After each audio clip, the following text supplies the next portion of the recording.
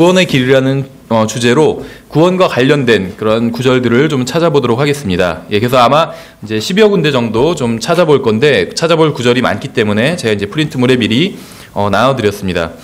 만일 여러분이 구원받았다면 오늘 이 공부가 주님께서 여러분에게 무엇을 해주셨는지를 다시 생각해 볼 수 있는 또 복된 시간이 될 수 있을 것입니다. 만일 여러분이 지금 이 순간 예수 그리스도께서 십자가 위에서 하신 일이 아닌 다른 무엇인가를 통해 구원받을 수 있다고 믿는다면 하나님께서 여러분의 눈을 열어주셔서 구원의 길이 무엇인지 알려주시기를 바랍니다. 먼저 로마서 6장 23절을 보겠습니다. 로마서 6장 23절. 이것은 짧은 구절이지만 굉장히 중요한 구절이기도 합니다. 로마서 6장 23절에 프린트물에 있습니다. 죄의 삭은 사망이나 하나님의 선물은 예수 그리스도 우리 주를 통해 얻는 영원한 생명이니라. 성경은 죄의 삭은 사망이다라고 말씀하고 있습니다. 여기서 이다라고 하는 말이 영어로는 is죠. 이다. is는 수학에서는 등호예요. 1 플러스 2 is 3 이런 식으로 is가 등호입니다. 등호, 기호로는. 그래서 즉 앞과 뒤가 같다는 겁니다. 또 성경은 하나님의 선물이 영원한 생명이라고 말씀하고 있어요. 여기서도 동일하게 is가 사용되어서 하나님의 선물과 영원한 생명이 같다고 말씀하고 있는 거죠. 근데 is를 주목해서 보십시오. 여기서 is는 굉장히 중요한 역할을 하고 있습니다. 작은 단어지만 성경은 죄의 삭신 사망과 하나님의 선물인 영원한 생명에 대해 이야기를 하면서 현재형 동사를 사용하고 있습니다. is는 현재형 동사죠. 이 구절에서는 죄의 삭신 사망과 하나님의 선물인 영원한 생명이 균형을 이루고 있고 그 중심에는 예수 그리스도를 통해 인간에게 자신을 계시하시는 하나님이 계십니다. 한편에는 사망이 있고 다른 한편에는 생명이 있어요. 그리고 사망과 생명을 결정짓고 있는 것이 바로 하나님의 선물에 달려 있다는 거죠. 인간이 하나님을 위해 하는 행위나 하나님을 위해 이루는 업적이나 인간 자체의 존재가 아닌 하나님께서 인간에게 주시는 선물의 문제 해결책이 있다는 겁니다. 사람이 하나님 앞에서 기쁨 가운데 영원히 사는가 혹은 둘째 사망을 맞으며 불호수에 던져져 영원히 고통당하게 되는가는 전적으로 예수 그리스도를 통해 주시는 하나님의 선물을 받아들이는가 그렇지 않은가에 달려 있다는 겁니다. 로마서 5장 12절을 보겠습니다. 다음 구절 두 번째죠. 2번에 있죠. 그러므로 한 사람으로 말미암아 죄가 세상에 들어오고 죄로 말미암아 사망이 들어왔나니 이와 같이 모든 사람이 죄를 지었으므로 사망이 모든 사람에게 임하였느니라. 왜 모든 사람이 죽습니까? 모든 사람이 죄를 지었기 때문이에요. 성경은 모든 사람이 죽는 이유가 실제로 죄를 지었기 때문에 죽는다고 말씀하고 있어요. 14절에 보시면 중요한 구절이에요. 그럼에도 불구하고 아담으로부터 모세까지 아담의 범법과 같은 종류의 죄를 짓지 아니한 자들 위에도 사망이 군림하였는데 아담은 오셔야 할 분의 모형이니라. 이제 12절에 대한 보충 설명을 14절에서 해주고 있습니다. 여러분이 아담이 지은 동일한 죄를 지은 적이 없다거나 혹은 다른 사람이 지은 죄는 지은 적이 없다는 사실로 인해서 여러분이 죄를 지었다는 사실이 바뀌는 것은 아니라는 거예요. 우리는 서로 다 다른 죄를 짓고 있지만 모두 죄인이라는 공통점이 있다는 겁니다. 사람들이 자신은 죄인이 아니라고 생각하는 이유가 무엇인지 아세요? 다른 사람이 짓는 동일한 죄를 자신은 지은 적이 없기 때문에 자기는 죄인이 아니다 이렇게 생각한다는 겁니다. 자신은 다른 사람처럼 끔찍한 죄를 짓지 않았다거나 혹은 다른 사람처럼 비슷한 죄를 짓긴 했지만 심하게 죄를 짓지는 않았기 때문에 자기는 죄인이 아니라고 생각한다는 거죠. 그렇죠. TV에 나오는 어떤 뉴스에 나오는 사람들은 큰 죄를 졌는데 예를 들면 10억을 훔쳤어요. 근데 자기는 그렇게 많은 돈을 훔치지는 않았기 때문에 죄인은 아니라고 생각한다는 거예요. 심지어 감옥에 있는 사람들 중에도 자신이 억울하게 감옥에 들어왔다고 생각하는 사람들이 의외로 굉장히 많습니다. 오히려 자기는 죄인이 아니라고 하는 사람들이 많다는 거예요.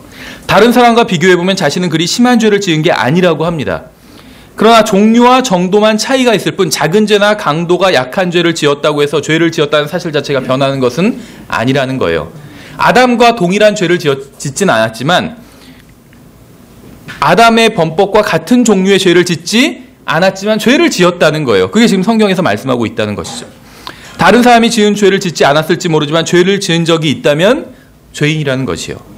성경은 누구든지 온 율법을 지키다가 한 조목이라도 어기면 모든 것에서 유죄가 되나니라고 말씀하고 있어요.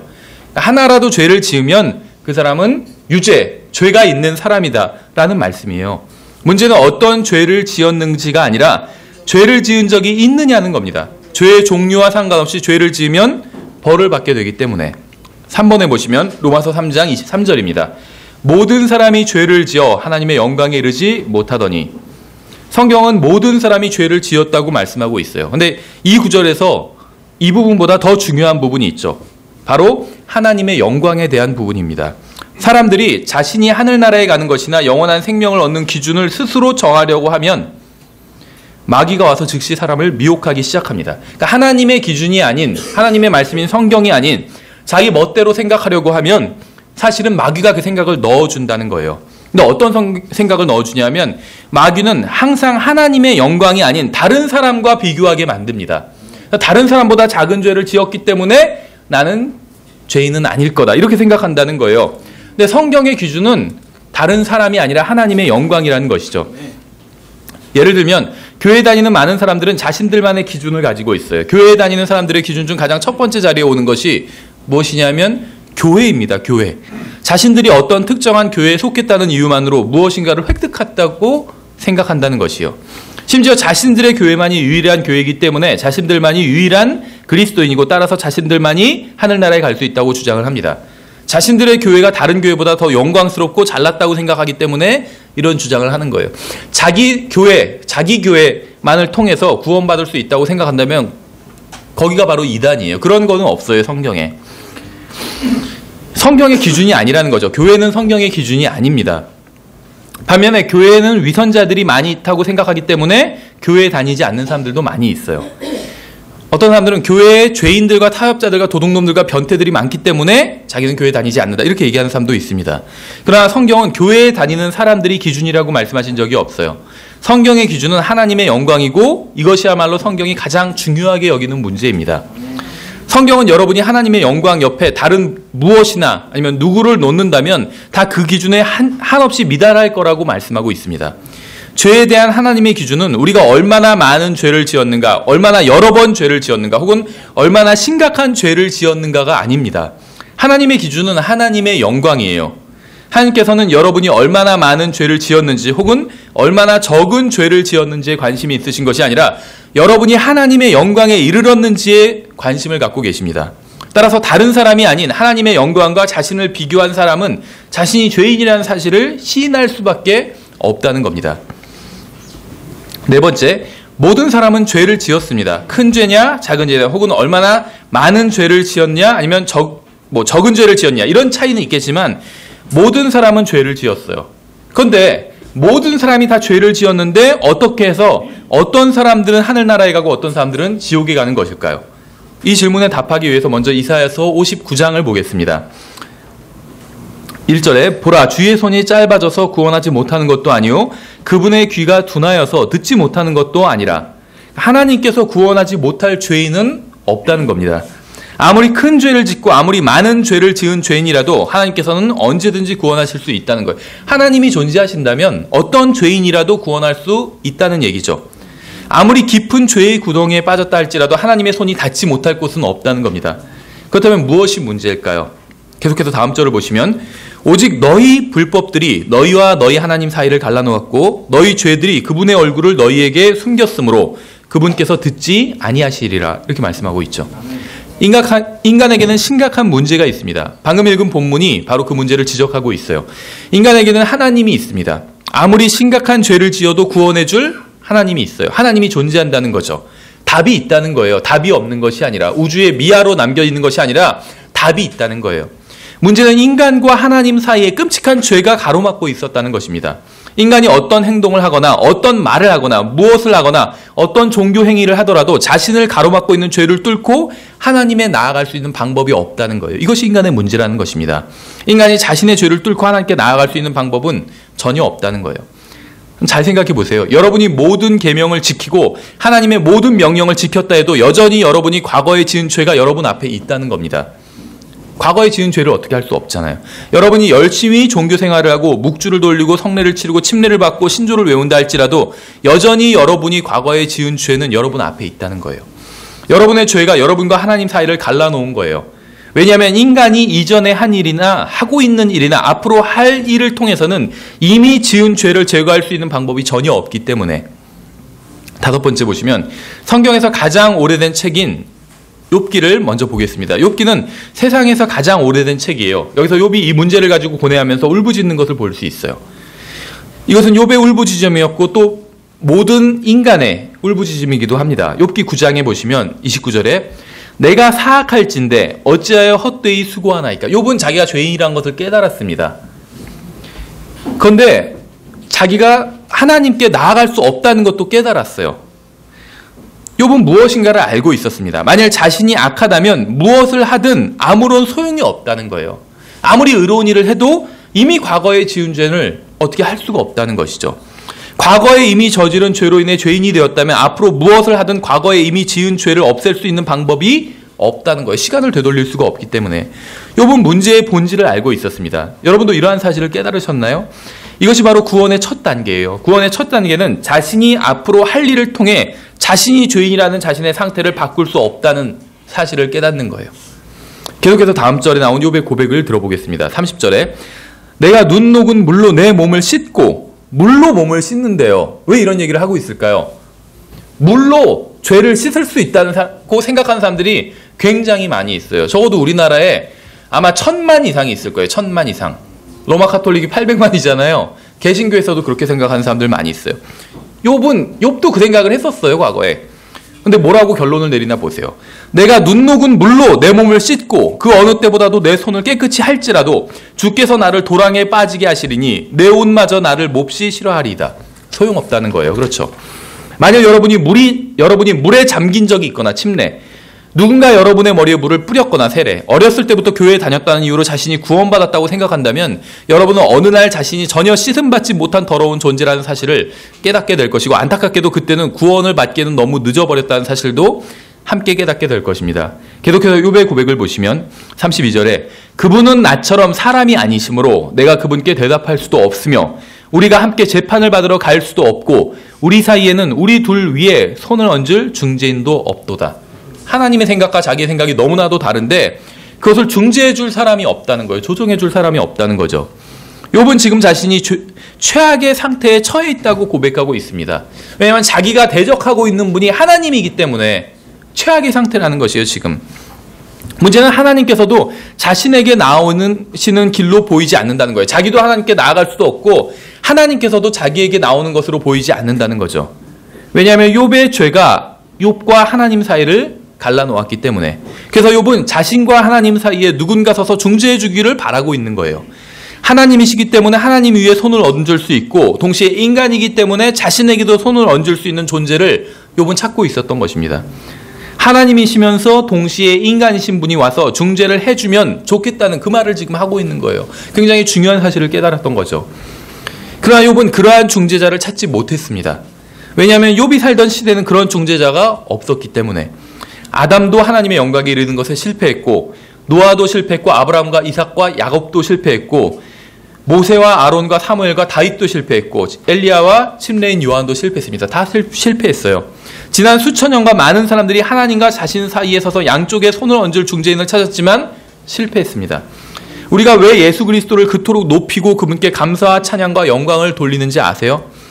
구원자 없이 하나님과 대면한다는 것이 얼마나 힘든 일인지 생각해 보신 적이 있습니까? 만일 여러분에게 하나님과 여러분 사이에 설 중재인이 없다면 여러분은 아무런 희망도 없이 완전히 버림받은 존재인 것입니다. 예수님께서 저를 위해 하신 일과 예수님의 존재 자체를 생각하면 얼마나 하나님께 감사한지 모르겠어요.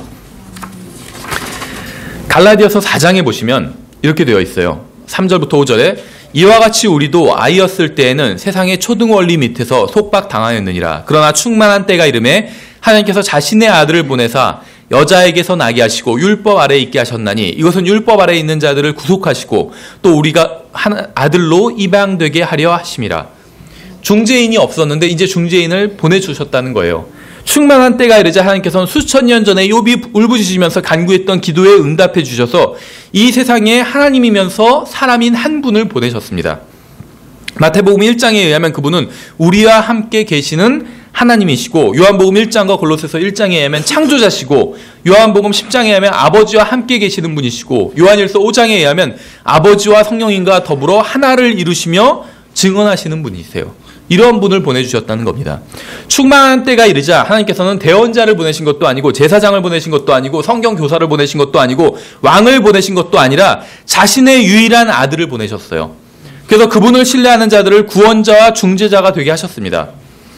자신을 위한 구원자와 중재자가 있다는 사실을 알고 받아들인다는 것은 정말 복된 일입니다. 만일 우리가 우리의 구원자에 대해 진지하게 생각한다면 이 세상을 바라보는 관점이 완전히 바뀔 겁니다. 우리의 마음이 그분에 대한 생각으로 완전히 고정되고 나면 어떤 설교나 부흥회나 찬양으로도 일어날 수 없었던 일이 일어나게 돼요. 바로 우리의 인생이 변화되는 일입니다. 7번에 보시면 히브리서 10장을 보면 1절부터 4절까지 제가 읽겠습니다.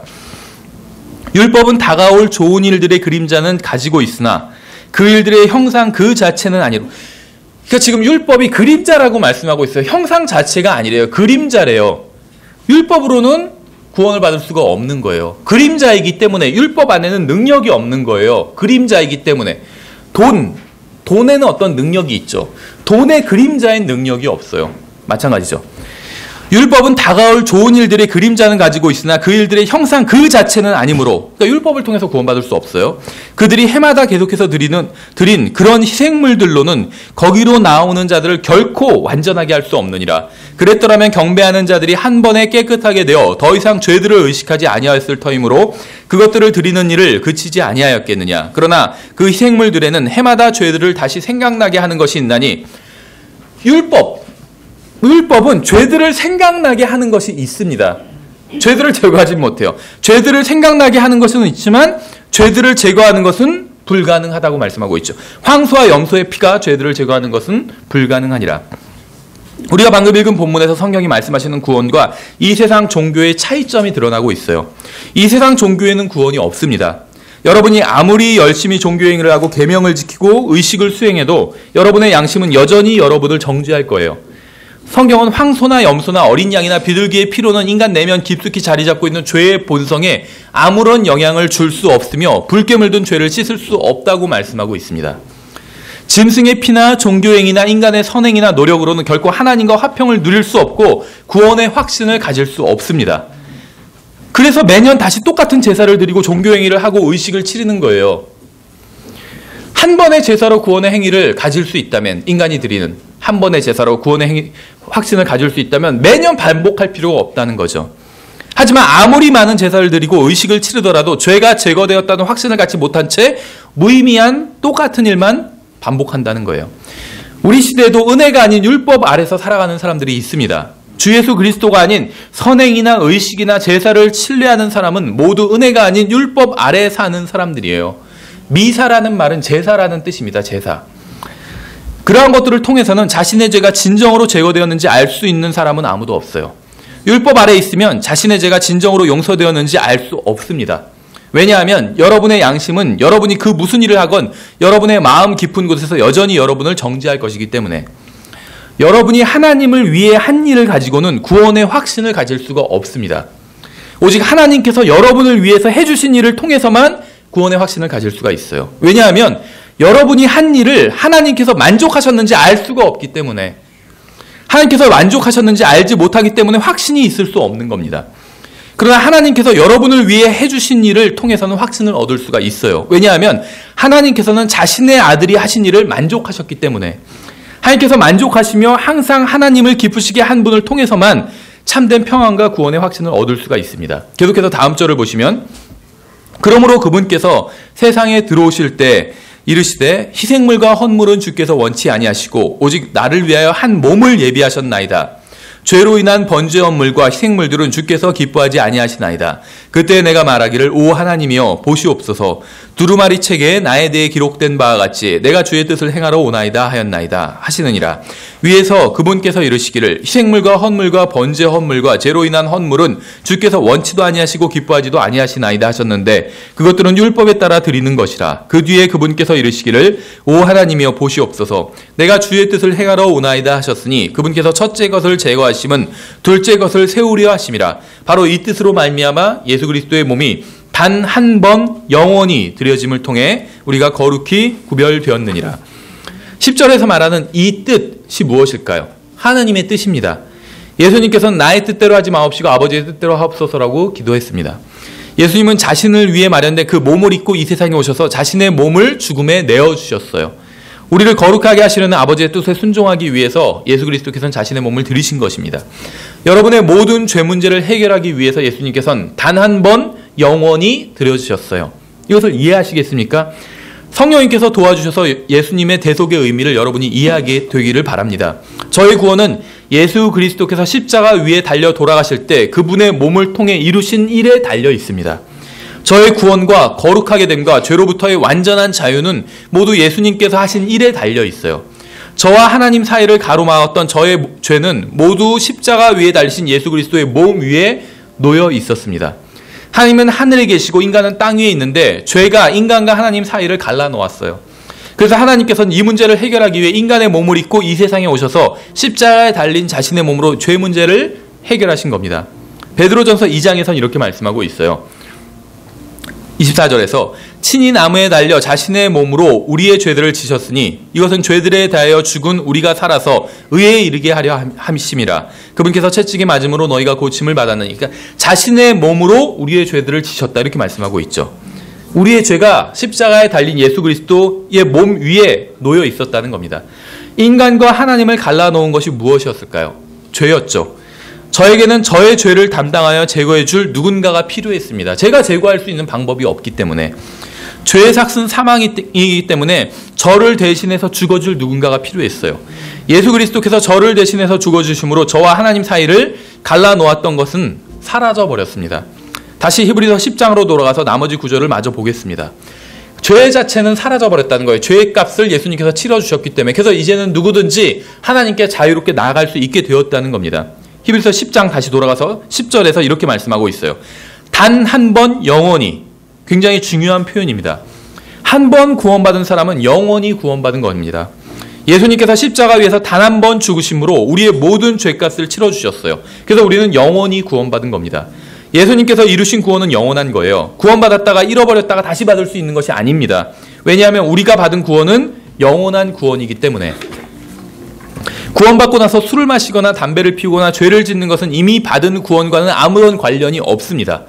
한 번 구원받은 사람은 영원히 구원받은 것이기 때문에 구원은 행위와는 전혀 관련이 없어요. 성경에 의하면. 제 이야기가 아니라 성경에 있는 말씀이에요. 근데 칼빈주의자들은 어떤 행위가 좋지 못하면 그 사람은 그 행위를 봐서 아마 구원받지 못한 것일 것이다 이렇게 추측을 합니다. 아르미안주의자들은 행위가 없다면 구원이 유지될 수 없다고 생각을 합니다. 수많은 기독교인들이 행위가 구원과 관련이 있다고 생각을 해요. 그러나 성경은 그렇게 말씀하고 있지 않아요. 구원받고 나서 짓는 죄는 영적 성장과 하나님과의 교제와 관련이 있는 것이지 구원과 관련된 것은 아닙니다. 죄를 지어도 된다는 것이 아니에요. 구원받았으니까 이제 하늘나라 가니까 죄를 지어도 된다 이런 얘기가 아닙니다. 구원과 행위는 관련이 없다는 거예요. 다만 영적 성장과는 관련이 있다는 것이죠. 행위가.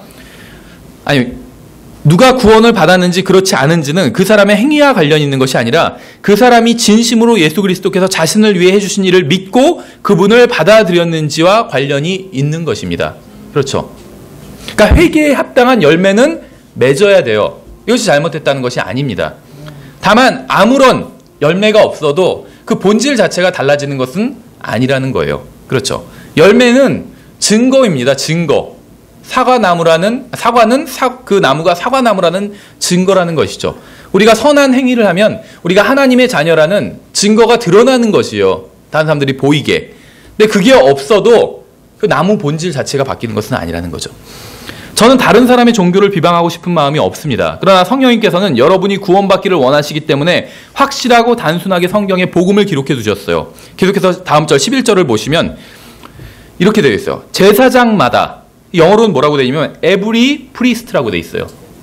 모든 제사장마다 날마다 서서 섬기며 자주 같은 생물들을 드리되 그것들은 결코 죄들을 제거하지 못하거니와 take away.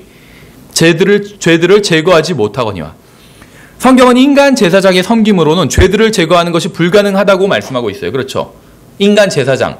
프리스트란 말이 성경에선 제사장이란 뜻인데 일반적으로 사제라고 번역을 합니다. 가톨릭에서는 사제라고.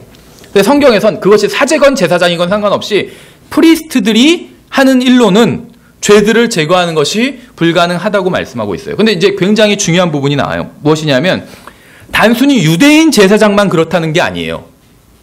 만약에 기독교에도 제사장이 있다면 그 제사장이 죄를 제거하는 것은 불가능하다는 거예요.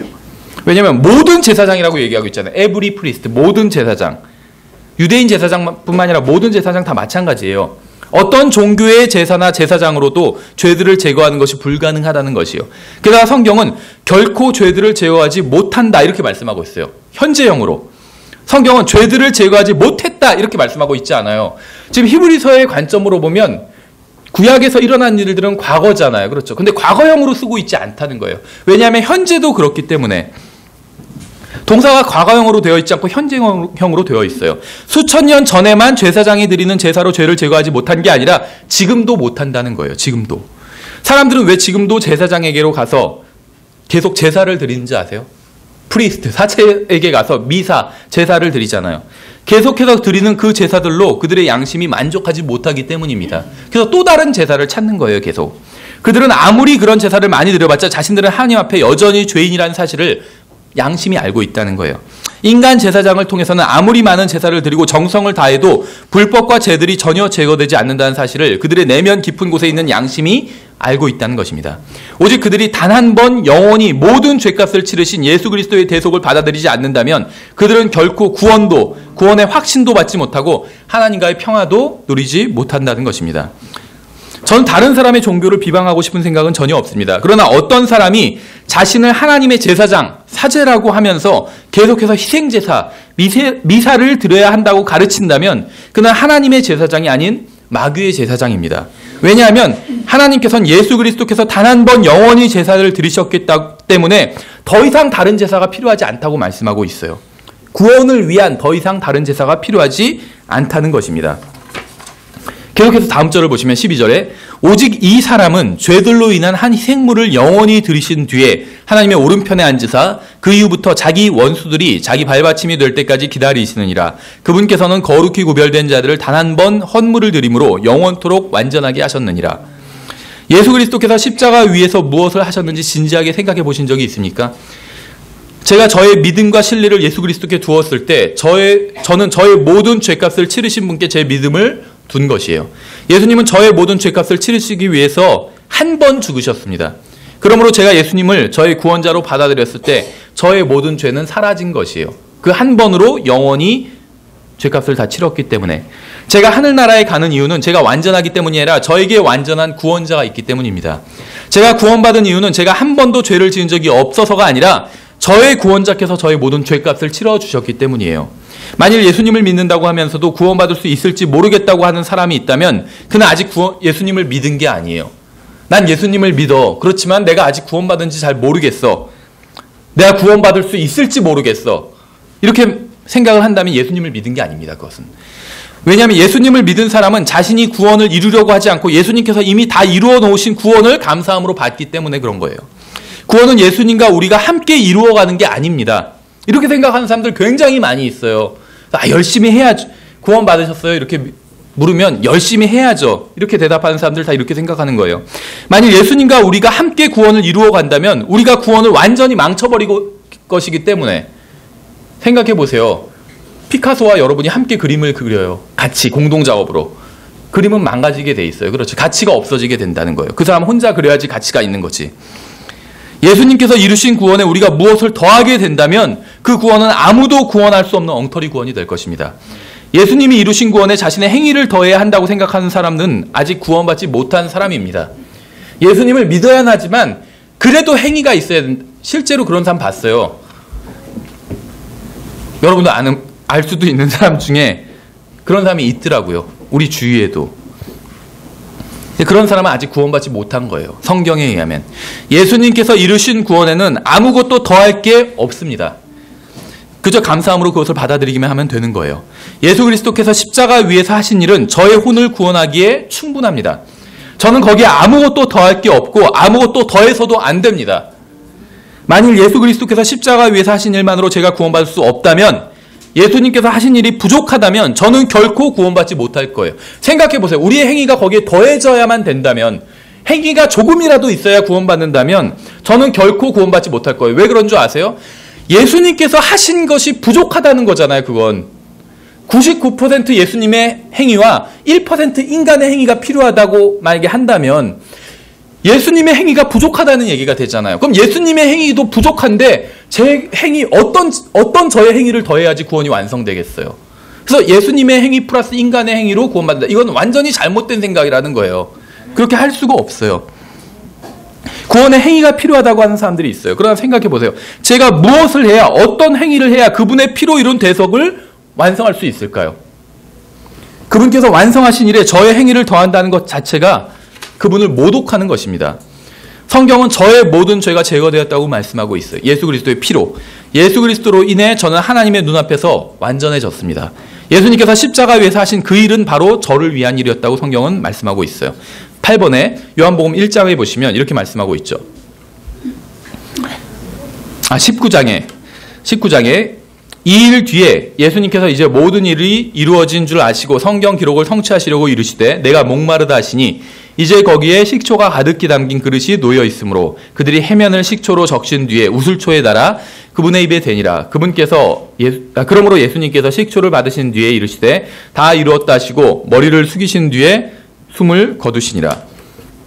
예수님께서 십자가 위에서 돌아가시기 전에 무엇이라고 하신지 아세요? 다 이루었다라고 말씀하셨어요.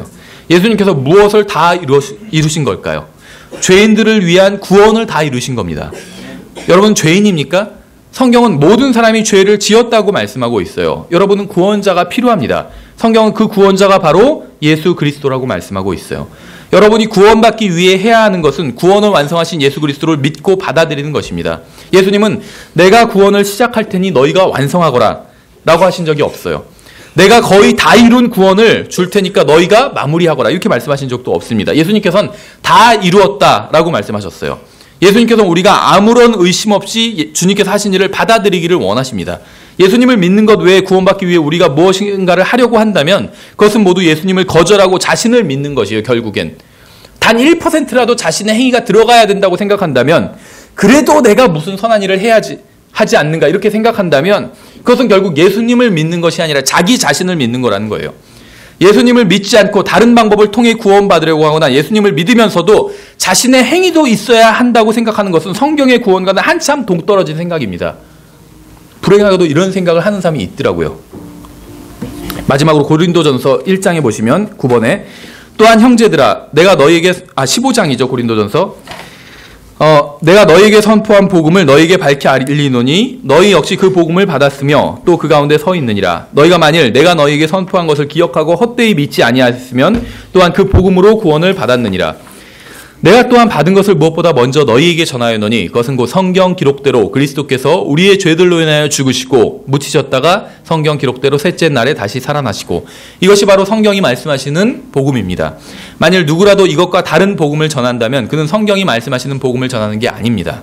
어떤 행위 얘기는 전혀 없잖아요. 그렇죠?